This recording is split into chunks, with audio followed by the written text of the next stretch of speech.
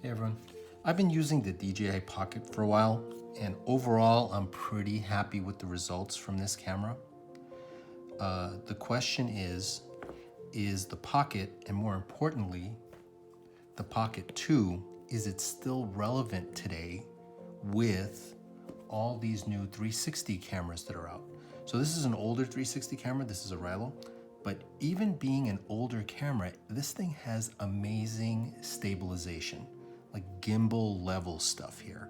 So the question is, do we need actual mechanical gimbal stabilization in the world of these new 360 cameras? So I'm going to do a little test to see what kind of footage I can get out of this DJI Pocket 2 and see if it's going to be replaced by a 360 camera. So let's see what happens. Okay, so I have the DJI Pocket mounted to the side of the car. And one cool thing about the app, it allows you to control the camera. So I can position it where I feel I'm gonna get the best shot. Don't mind the messy garage. You know, something like this. When we're rolling, that should look pretty good. Right there. You can control everything from the app. So if I want to change frame rates or anything like that. So right now I have it at 4K 24 frames, but may want to do some slow-mo on this. So I think I might go to 60 frames here.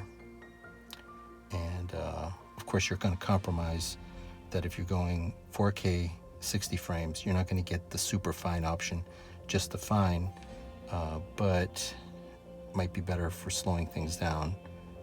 I'm going to do a variety of shots, so we'll start it at 4K 24.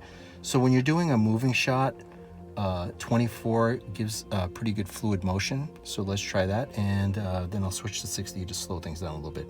But in this case, I'm going to go back to super fine and see how that looks. You can always recenter the camera by pressing that little button right there and then reframing it. Now the only thing I don't like is in auto, the exposure is terrible. So let's see if we go into manual.